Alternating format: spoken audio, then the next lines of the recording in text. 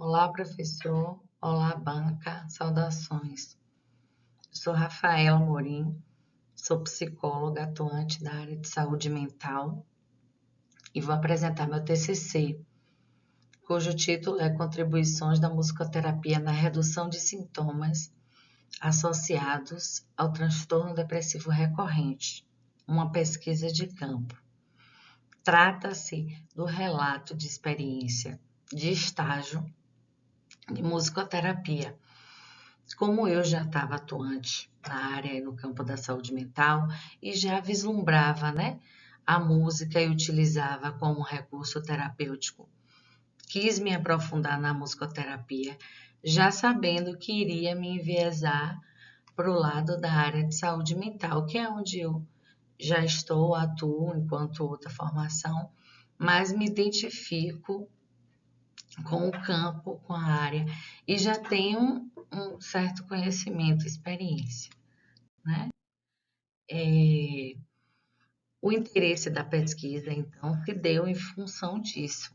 Como eu já atuava na área e conseguia perceber a importância de um musicoterapeuta, inclusive no ambiente, me veio o questionamento, Será que contribui para a redução de sintomas? E a partir do que eu li, foi comprovado e o que eu vivenciei no âmbito do estágio apenas confirmou, né?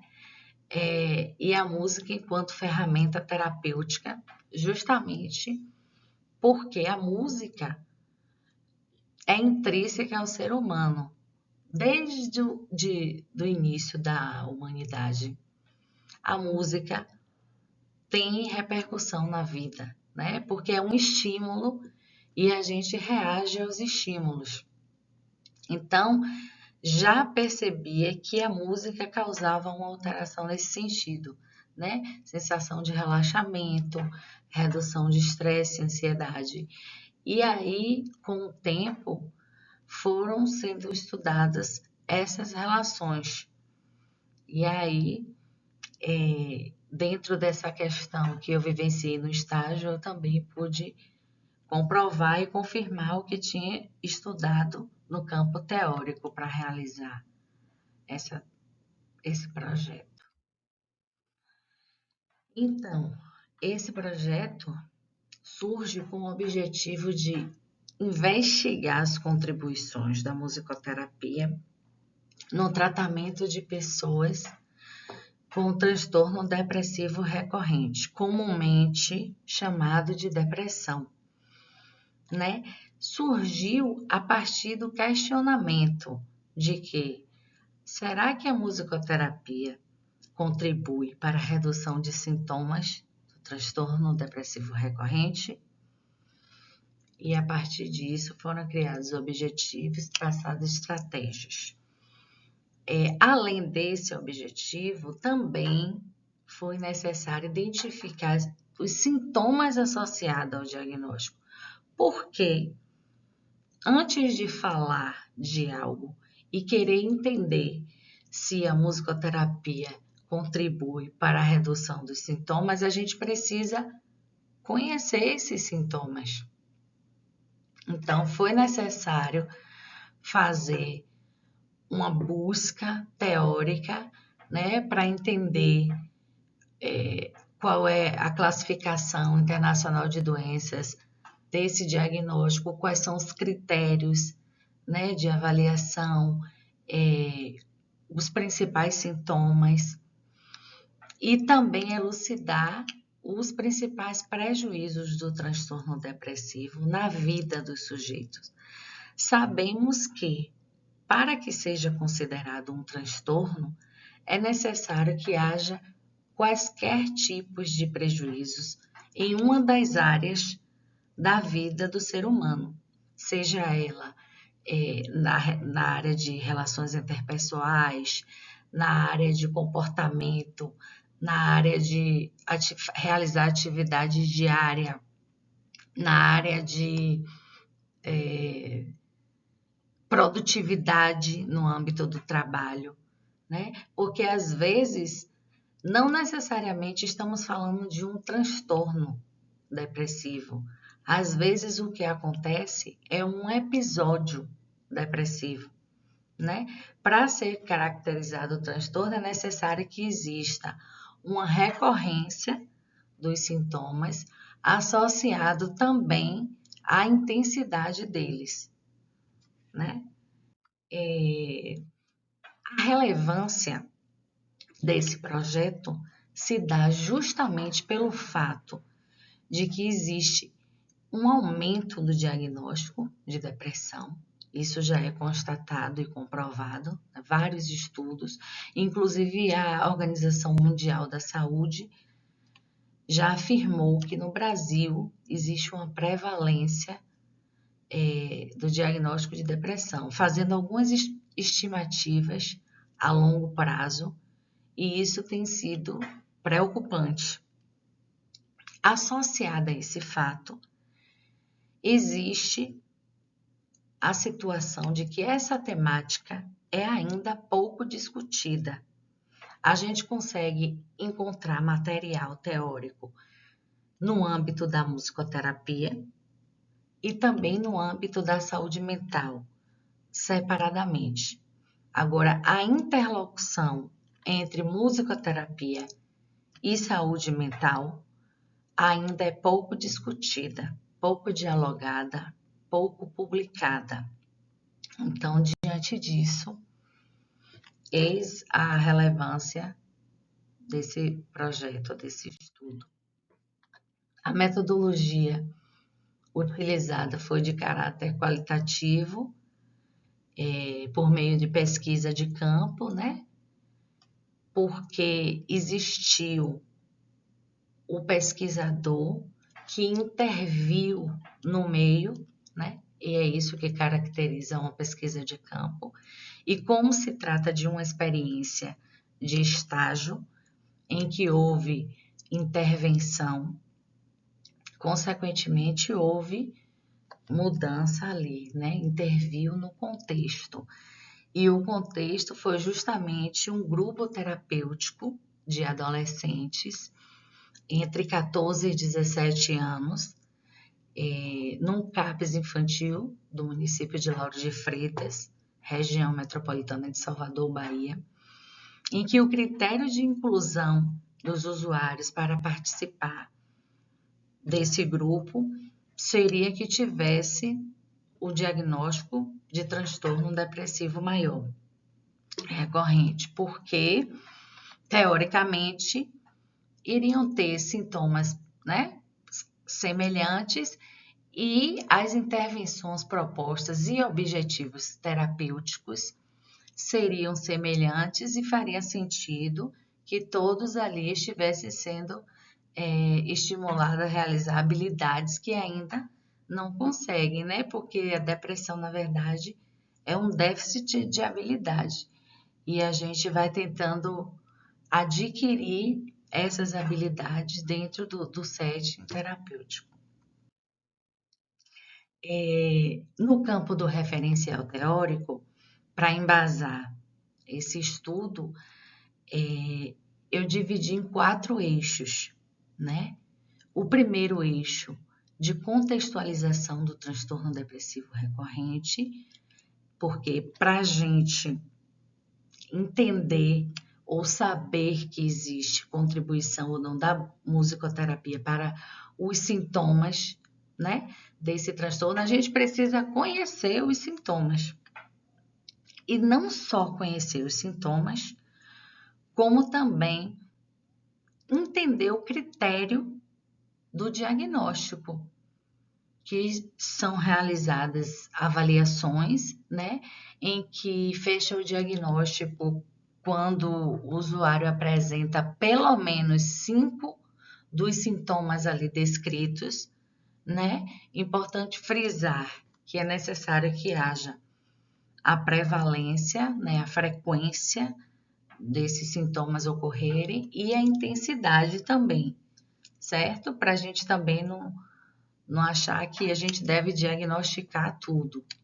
A vida não é feita de rótulos, né? E o outro eixo foi em relação ao impacto da depressão, porque, como eu havia falado, né, esse transtorno descrito no Código Internacional de Doença como F33.2, comumente é conhecido como depressão. E o impacto na vida cotidiana. O impacto na vida cotidiana de uma pessoa que tem um transtorno depressivo recorrente são nas mais diversas áreas, porque o transtorno de depressão, ele é multifatorial. Então, ele envolve aspectos, genéticos, envolve aspectos ambientais. Então, se a pessoa está vivenciando situações de estresse, situação de abuso, negligência, tudo isso favorece o desencadear do transtorno. Mas é um conjunto, né? Geralmente o genético, quem já vem com uma predisposição genética, tem uma tendência maior, mas não necessariamente é garantido que desenvolva o sintoma, porque também depende de outros fatores. E um outro ponto destacado no referencial teórico trazido nesse estudo é justamente a interlocução entre musicoterapia e saúde mental.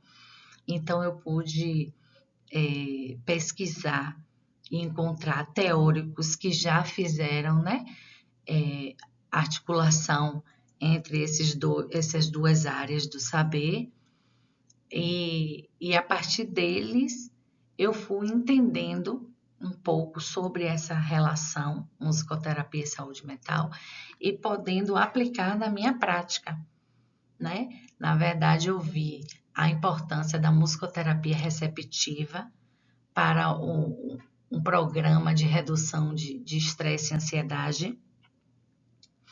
Eu vi a importância da improvisação para estimular o potencial criativo desses adolescentes que muitas vezes chegam com a demanda de baixa autoestima, de dificuldade de se reconhecer no mundo, com o outro, entre grupos, né? E, através das técnicas de musicoterapia, todas essas questões podem e devem ser trabalhadas.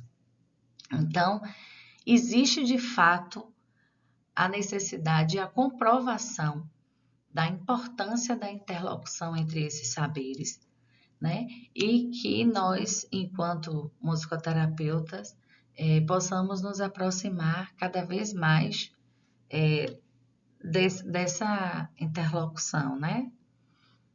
E, por fim, foi realizada a descrição da experiência musicoterapêutica, que foi relacionada a esse grupo, né? Composto por 6 usuários, todos com diagnóstico referido. Foi realizada uma anamnese coletiva na presença dos responsáveis de todos, evidenciando que seria uma prática de estágio, pedindo para eles assinarem uma declaração de que tinha ciência sobre esse fato, respeitando, né, toda a questão ética, de sigilo e de respeito mesmo, né, ao outro que está ali diante de nós.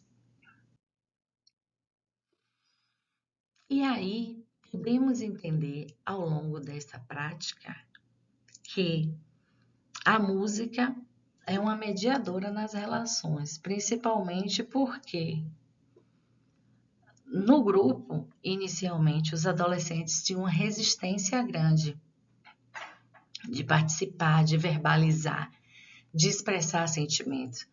E com o passar das sessões, isso foi diminuindo, né? Todos os adolescentes que participaram relataram redução dos sintomas, uns mais, outros menos, uns em alguns sintomas, outros em outros sintomas, né? Mas em relação à impulsividade, ideação suicida, nível de ansiedade elevado, todos eles disseram que houve redução. E culminou na composição da música, cujo título foi Música para, não para, porque todo final da sessão eles faziam, né? Completavam a frase música para. Aí cada um dizia música para viver, música para dançar, música para correr. E no final a gente fez uma construção de uma composição coletiva, que está anexada no trabalho. A partir desses relatos, podemos entender, né, que essa experiência só corrobora realmente com tudo que a teoria vem trazendo sobre a articulação entre musicoterapia e saúde mental, e foi percebido que a musicoterapia é uma prática de cuidado sensível, humanizada, integrativa e que, portanto, deve-se estar presente em dispositivos de saúde mental. Trago por fim as referências principais, né, utilizadas para referenciar o estudo e o projeto e a pesquisa. E por fim, agradeço. Obrigada, professor. Obrigada, banca.